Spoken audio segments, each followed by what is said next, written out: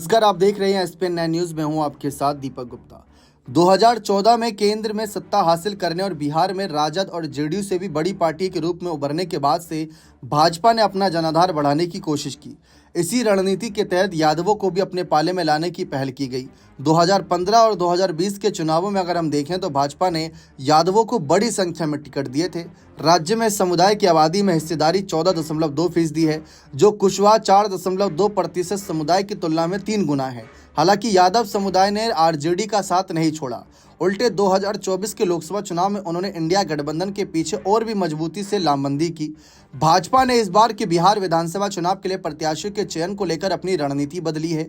BJP के vote bank में सवर्ण और गैर यादव, ओबीसी, ईबीसी तथा अनुसूचित जातियों का एक बड़ा वर्ग शामिल है। इसी रणनीति के तहत औराई से मौजूदा भाजपा विधायक राम सूरत राय का इस बार टिकट कट गया।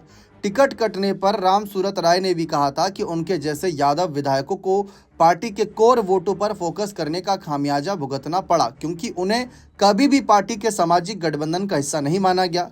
राय की जगह बीजेपी ने रमा निषाद को टिकट दिया, जो पूर्व सांसद अजय निषाद की पत्नी है। अजय निषाद को 2024 के लोकसभा चुनाव में भाजपा ने टिकट नहीं दिया था।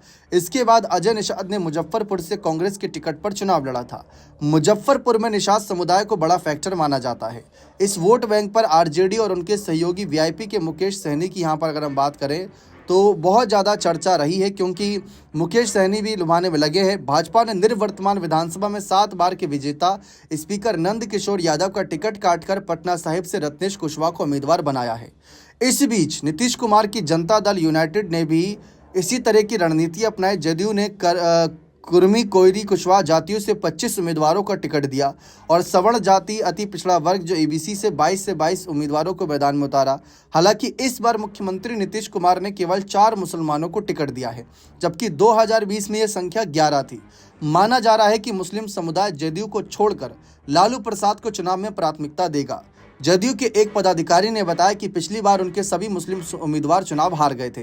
मुस्लिम समुदाय वक्फ कानून में संशोधन का समर्थन करने के लिए और भाजपा के साथ जाने को लेकर पार्टी की आलोचना करता रहा। हो सकता है कि चुनाव में इसका असर दिखे।